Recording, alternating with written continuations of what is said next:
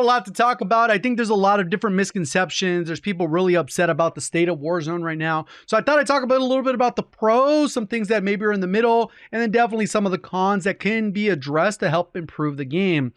Realistically, I don't think the game is going to be in a position where it's super fun and amazing to play daily for long periods of time. Probably until season 4 at the latest, hopefully season 3 with the introduction of ranked play and some of the other changes. Hopefully we'll get some really nice things. And I know that there's already people going to go run to the comments section. Shut up, play something else. FYI, I've already played and beaten 10 different games on stream this year in the past 2 months. And if you want to check that out, it's over on Twitch, which is linked in the description. So I am definitely playing other games, but that doesn't mean I'm not playing Warzone. I'm not enjoying Warzone for the time I do play it. I jump on for 45 minutes. Cool, I've had enough. Let's go play XYZ other game that just came out. So that's really where we're at. Obviously I'm complaining, but it's because I care about the game and I want it to be playable by a lot of people. And we're like, well, just the streamers don't like it. Guess what? The data shows that a lot of people are having a mass exodus of Warzone. No matter what analytics you look at, whether it's Steam, and even though that represents a small percentage of the PC population, whether you look at Google Trends, obviously once Q1 comes out, we're going to find out that Warzone didn't nearly make as much money as it's supposed to, and it's on a huge downward climb. And there's other people that will say, you know what? Battle Royales are dying. The whole niche is dead. Well, guess what? Apex drops their update and they have one of the biggest player bases ever in their entire history of Apex. Fortnite's about to drop first person and they are continuing to kill it in viewership. So it's not a battle royale thing. It's just the game. It's like, so they need to fix the game.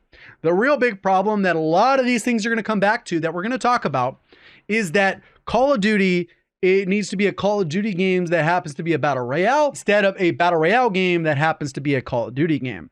Because if you've been in the Call of Duty community as long as I have, you will understand and know that Call of Duty is an entirely different beast. We are Call of Duty people.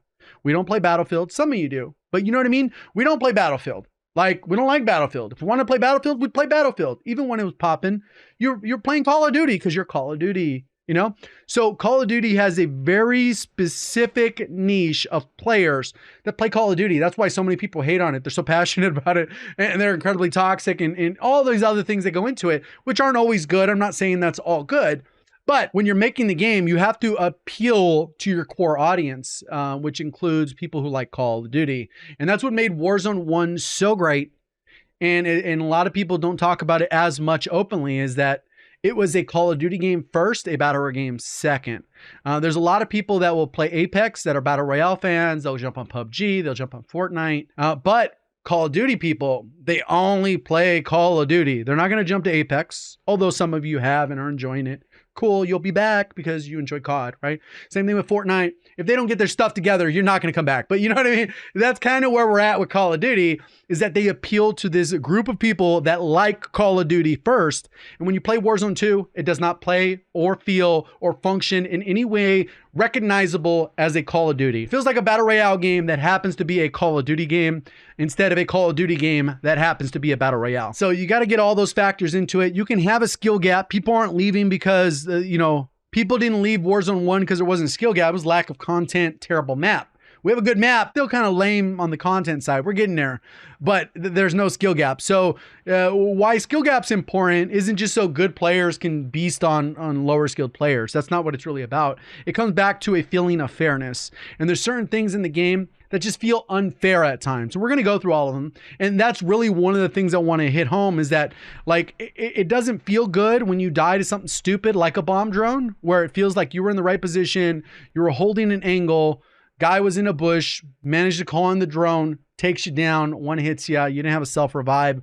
Sorry, you're kind of lucked out. It's just part of the game, better luck next time. You didn't outplay it. It just feels unfair. And even the person who gets a kill, they don't even feel good getting the kill. They're like, I'm gonna get my free kill here. Boom. All right, cool. I got a bomb drone kill. Not a big deal, not hyped. It doesn't really help the gameplay loop in either way. So that being said, let's talk about some of the pros. I think both of the maps are good. We got a good map in Al Mazrah. I didn't say great, I said good. Whether your perception's a little bit different because you want Verdansk back, cool. Verdansk would play terrible with the current mechanics the way they sit. Caldera would play terrible. Caldera was probably the least favorite map out of all the maps we've had. I liked Rebirth Island. I liked Fortune's Keep.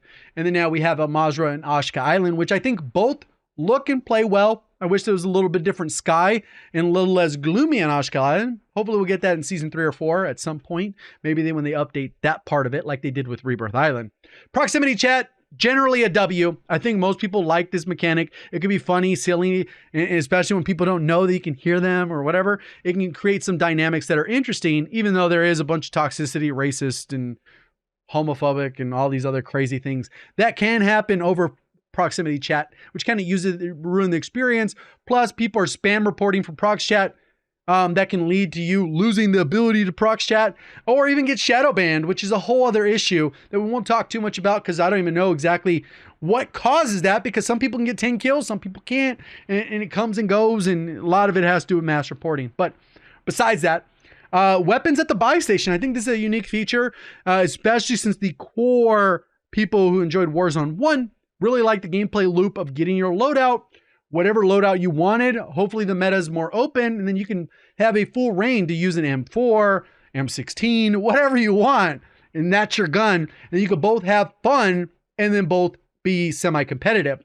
Versus, well, you can either be competitive by using the meta or use what you want for fun. And as soon as you lose the first gunfight, you'll be kind of pissed off that you weren't just using the meta. And that's kind of the dynamic that the game has kind of fallen into with the con section, which we'll get into. New contract, super unique feature. No other battle royale has that. And this is a dynamic that is super rare. The 0.1% of players get to experience in that, and it's perfectly fine. But it is 100% a Call of Duty thing, and that's why it's also perceived so well. It is a Call of Duty thing, not a Battle Royale thing. They need to lean into their Call of Duty roots, not the Battle Royale, because if we want to play Battle Royale, we'd go play PUBG, play Apex, play Fortnite, or one of the other Battle Royales in the market, because there's a lot of them. Graphics look good. I think it's basically Modern Warfare 2019's engine, but a little bit of facelift, a little bit of improvement. It generally looks better. The assets look better. The maps looks better. Graphically, like in terms of frames and optimization, not always great, but Warzone always struggled in that area. I think the availability of water and swimming is cool, although there's a little bit too much water on the map when it comes to end zones. Get to that as well. The plate change, where you can plate faster, huge. It was almost game changing. People even got like rose tinted glasses or whatever you want to call. They got sucked in. Where like, game's amazing after the update, because that's how great that update felt. And they completely forgot that they changed nothing else that is on my cons list. And that's what's actually holding the game back from reaching its full potential, which, like I said, I expect to see it in season 3 or 4. Console FOV, that was begged for like 3 years as one of the biggest game-changing things. Hopefully people have gotten that, realize that it's not quite as big a deal. And it is nice to have a little bit of FOV for the experience, but not necessarily performance, as a lot of people would try to feel like it is. Lack of dead silence. Even though the audio's busted, we don't really have to run into dead silence that often, because again, that feels unfair. In Warzone 1, it was the worst thing possible, where you've done everything possible and somebody just runs up behind you full speed, executes you, shoots you in the back, whatever, and it was because of dead silence. It's just cheese that doesn't feel fair. Stopping power, same thing, none of that. So that's great. Zipline improvements, just more optimization, which is cool. And I think once we get the little drones in on Ashka Island, and hopefully we'll get those over in Al Mazrah too. That'll be kind of an interesting dynamic to be able to get on top of things, even though the access to most things do have a ladder, a stair, or a hop up or something. It allows you to get this extra mobility in rotation. The Gulag, a little bit of an improvement. Started out bad with the 2v2. But with the 1v1 now, they also made it so you still have plates, which wasn't how we had it initially in Warzone 1. And then we also do not have stuns or flash grenades, again, contributing to that cheesiness where you don't feel fair. That's why when you win a Gulag, most of the time, you feel like you won it because you did something right or they did something wrong, and vice versa. They did something right or you did something wrong if you lose it. You never feel like, damn, I got stunned, and you take away the credit of the player because the stun is so cheesy, right? So that's what I mean, talking about feeling a fairness. And that's like the biggest holdup, I think, when it comes to these cons.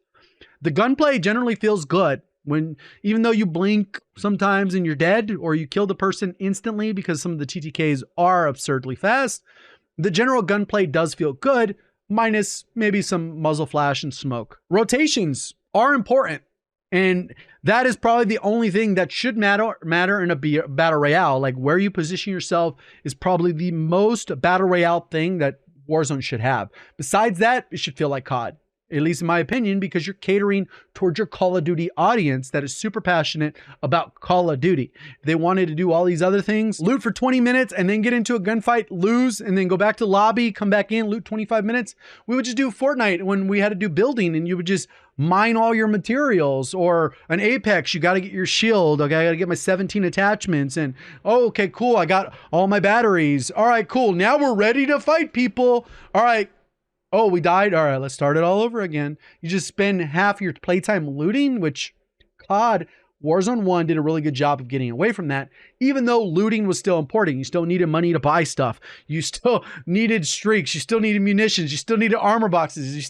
There's a lot of other looting elements, but it wasn't like, okay, let's hold on to these 17 attachments for the right scenario. Like, no, they kind of did away with the backpack system, which is more of a neutral thing, right? The backpack system, way it is now, I think it works great in DMZ, not necessarily in Battle Royale. I think it's kind of in a sweet spot. Still works. People have gotten used to it, adapted to it. You hold whatever amount of plates, one streak, munitions, whatever. You kind of balance it out, and you kind of have to pick and choose, and not like the created class with overkill where you get everything. Weapon progression tree, I think this is more of a neutral thing as well. And I think one of the things with it is that as a new player, it kind of sucks because you don't have any of the meta attachments. If I give you a class, we were looking at it the other day on stream, and it was like, all right, cool. If I want to build the meta Hemlock, all right, cool. Well, you have to unlock the M4, which you start off with. You got to get that to a certain level to get another gun. And then you level up that gun.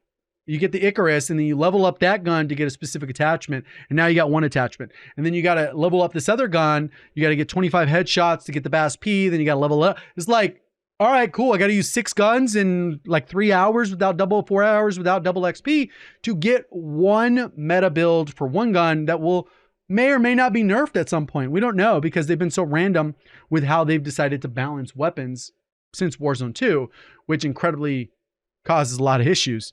I think the fall damage change was kind of nice. It's not really a pro or a con, because before it was like you fall, you die, or you take no damage. At least now it feels like more natural, but I think I can give or take that system.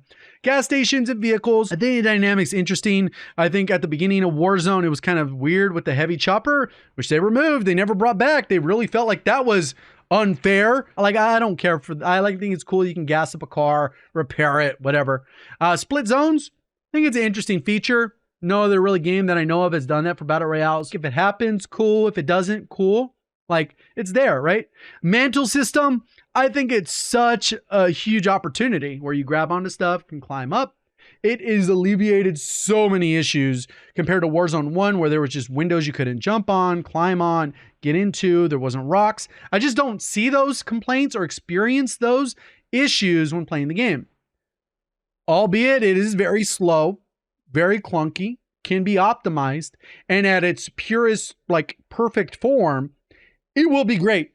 But it still needs a lot of optimization. But I'm liking the direction, at least the mantle system, except when you get caught like this and it's really slow and you get killed faster than you can pull yourself up, which is kind of a lame system, but it is what it is. Gunsmith, some people like tuning, some don't. I think it overcomplicates an already complicated system, but it is what it is. People like crave those tunings, even though it's pretty easy to figure out where the sweet spots are. If you've taken 5 minutes to like really understand it. Slide canceling's gone. I think there's some people who wish it was back.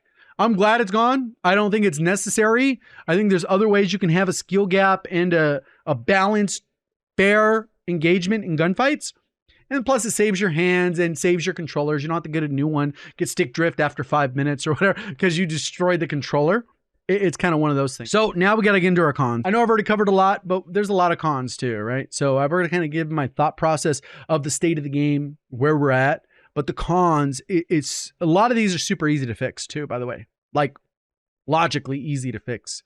So one of the biggest things is the lack of updates and a stale meta. We had RPK Fennec for a very long time. We actually did like 5 or 6 spectating randoms, every random that we spectated essentially had the Fennec and RPK once we got beyond the first zone. And that kind of tells you something how broken that is. And we could identify that in a couple matches. I don't know why it takes them so long. They got to get better about that. They got to own it. There should be the seasonal update, mid-season update, and then the quarterly update in between those. There should be some kind of updates with weapons. If something's broken, nerf it. Something's garbage, buff it. And just continually do that. Like, I know that might be a little bit rough on the weapons tree part of it, but they can see what weapons people already have unlocked. They have the data. Just give everyone the M4. Make that meta for a couple weeks. Everyone has that leveled and unlocked for multiplayer. But that's another side note. Lack of modes. They launched Ashka Island. We're going to have all the modes, by the way. Launch with quads. Give us solos for a couple days. Never have we had duos or trios. Third person. What happened to third person? We only get that as a mosh pit in multiplayer if you own the game. And that's a whole other issue. We don't have any LTMs where maybe it's a fast zone collapse. It's super simple. Like, I know I'm giving too many ideas here, but you can do zone collapse, shotguns only, snipers only, but they one shot, you know? You can do iron trials. You can do like whatever. If it's a flop, it's a flop. At least you tried it. And at least we could say, hey, you know what? Then we had the totally normal resurgence or whatever it was called, where you got the loadouts right off the bat. Everyone got specialists. I mean, there was a lot of cool things that they experimented with. Was it for everyone? No, but at least they were trying new modes and trying new things out. Thus far, very unoriginal, uninspired, lazy, at least the way it feels. So hopefully that gets addressed. There's no plunder, which that's coming next season, so whatever. Laggy servers. Why did the game feel worse? Like, the more we play it, the worse it feels. And I don't get that. And maybe the matchmaking is trying real hard to match you with people of your skill and just giving you terrible connections. But sometimes the ping's low and it just feel crappy. Like, why is it skipping? Oh, we got a slow motion lobby. They added combat records. And most people were like, okay, cool. That's what we asked for. Nobody, not one person, asked for our stats to be combined with Battle Royale and Resurgence. Not one. And I bet you anyone, like probably watching right now, none of you expected that when you loaded it up, you'd be like, cool, both of my stats, I really wanted them to be combined. It would be awesome. Nobody. So who thought that that was a good idea? Like, they should literally be separated. Why not? Maybe it's too late now. Maybe all of it's intertwined and you're kind of screwed. So it's kind of like, why even have a system that is that flawed when it's so simple to make right? Audio. I don't think they've ever had good audio. I think multiplayer felt like it had good audio, but once you get into Warzone and then there's vehicles, gunfire, streaks, and all these other subtle noises, water moving, AI, like everything adds up and you just end up with crappy audio that overlaps on top of each other. You don't hear footsteps. I mentioned it earlier with swimming, but excess water. And the water doesn't really become an issue until the zone is like 90 to 100% covered in water. At least you can rotate and position smartly. But when someone's underwater, they take less damage. They're really hard to spot. And even when you're hitting them, they do so little damage that you're like, okay, I unloaded a mag. I feel like I'm getting hit markers. What's going on? It doesn't feel right. It doesn't feel like you're having fair gunfights. Again, feeling a fair, it just doesn't feel right. And sometimes maybe you even take a pistol and you can be strategic ahead of time. But even then, those don't feel right, you know? And that's really where they're missing the mark on a lot of these end zones. And they could fix this. They did it with the beginning. They made it so that we didn't always end at Observatory. They made it in Warzone 1 so we didn't end at Stadium. They made it where we didn't end at Peak. They modified the zones. So they can do this. It's been done before.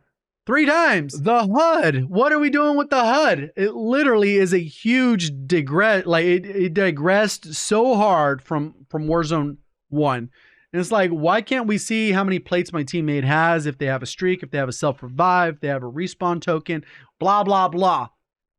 It should have been the same exact copy and paste plus facelift. So maybe the icons look slightly different, whatever. Like, you don't got to do too much. Keep it simple. COD players do not care as long if it's copy and paste. We play the same game every other year with slight variation. Just slight variation it, man. Like, why? Well, I don't know. Then we can dive into gameplay, right? So we've talked about a lot of stuff, and out of the cons, there's a lot of negative gameplay, in my opinion, right? I've seen this logic across, and you can kind of go either way on these. Some might be even controversial, in some aspects, but in general, everything in the game is slow.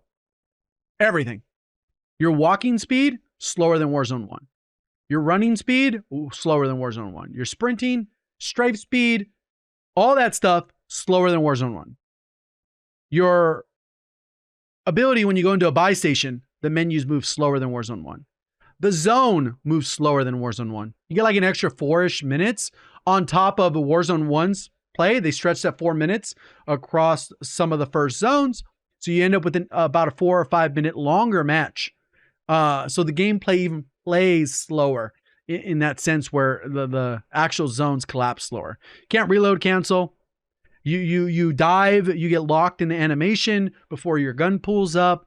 When you drop shot, it feels awkward, even though you can snake. That's cool. That's probably the only movement feature you can really do. If you slide, you're locked in the animation. You can't stop it, change it, whatever. There's no bunny hopping, which is a skill, but I could see why you remove it. Everything's slower. It's kind of hard to do. They maybe could tweak it a little bit, but literally there's nothing. You can literally aim down sight, hold aim down sight. And the difference between someone who's not and is enough of a difference that whoever's aiming down sight automatically wins. Unless they're just like, they've never used a controller and they've never aimed before on keyboard and mouse. So maybe they'll get those things dialed in. I think that is the critical portion. That alone would solve like 90% of the issues because that's what you experience second to second. The other things like the modes, like cool, you didn't queue up for that. Laggy servers, it doesn't happen every match. Combat records, whatever, you look at them every so often. Audio, only when you get killed up from behind. Cool, whatever. Excess water, only when the zone goes there. The HUD, when you're playing with random. Or when you get hit with the bomb drone or something like that. It's a one-off, right? Even though they are pretty common, it is a one-off.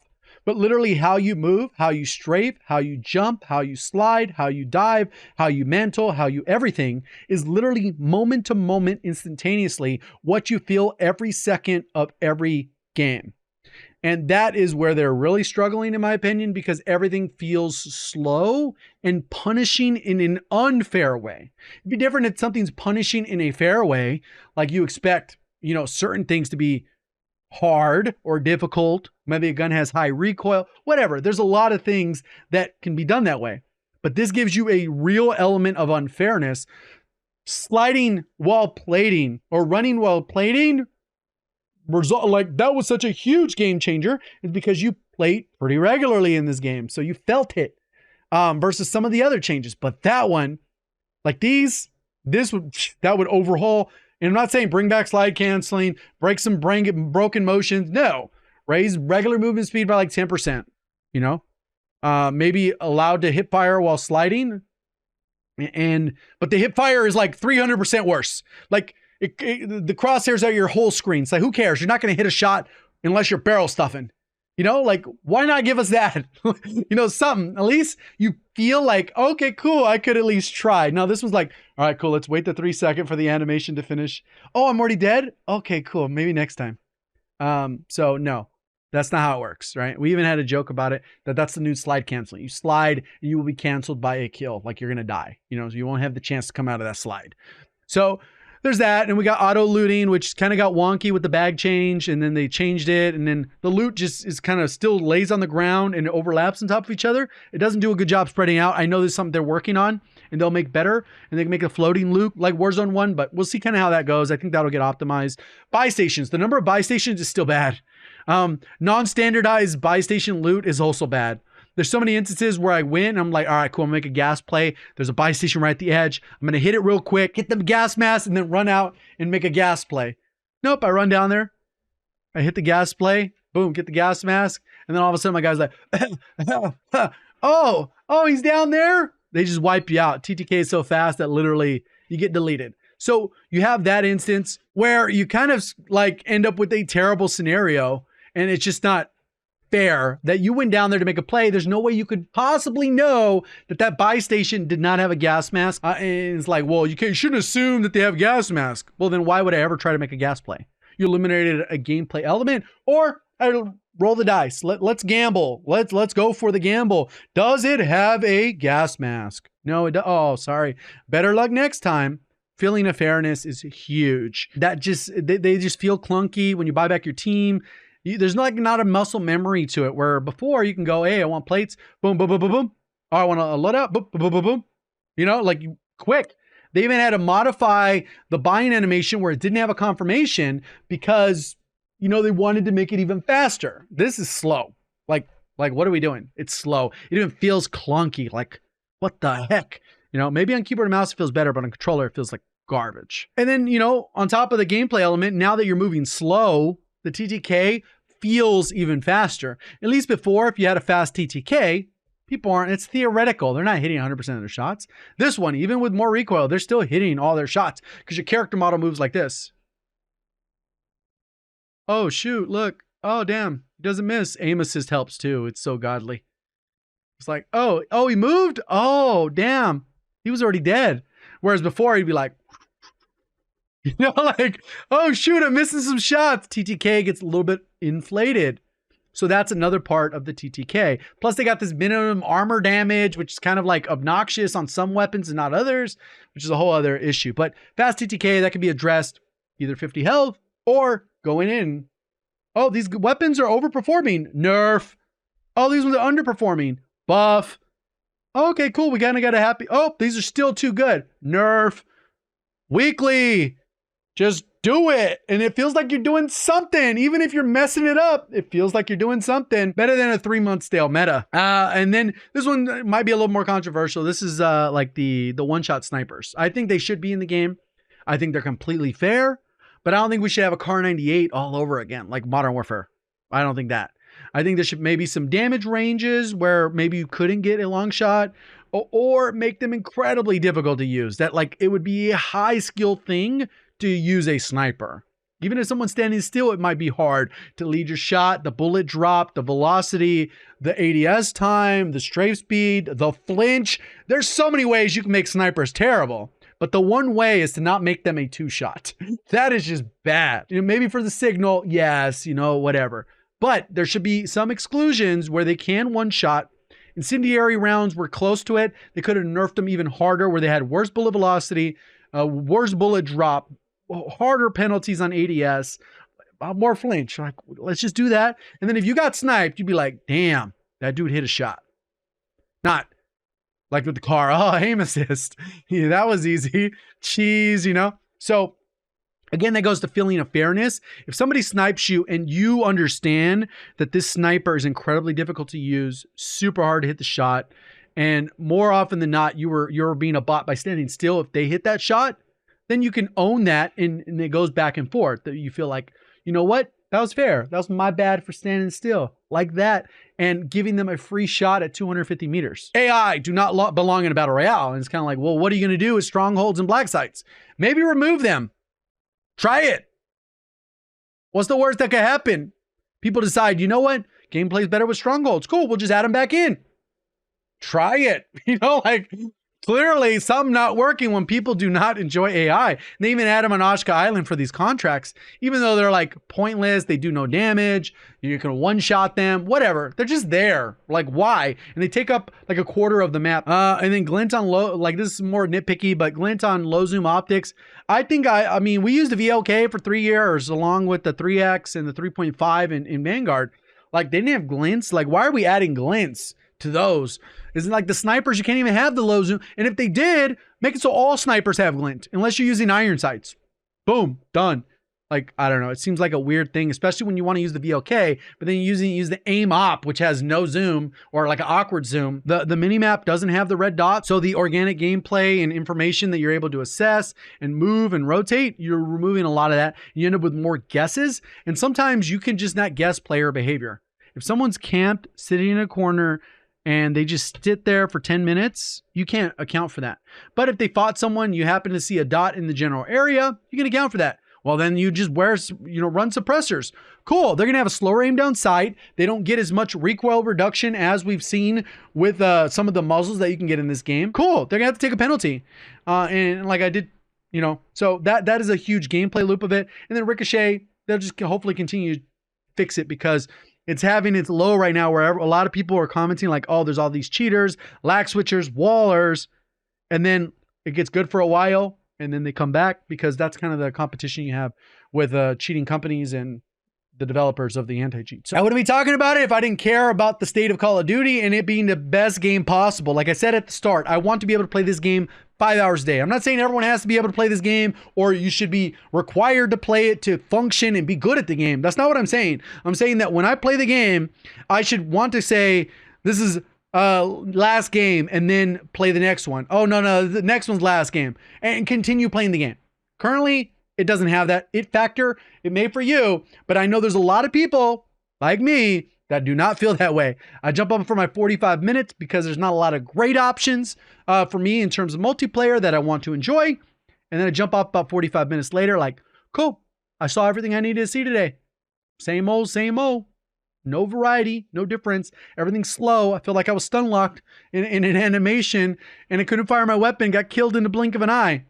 That is huge leaps and bounds without bringing back slide canceling. So, I mean, obviously you guys are going to have your thoughts. I just want to kind of give my perception of the state of the game, including a lot of things. So appreciate the support. Thank you for watching as always. Have a great day.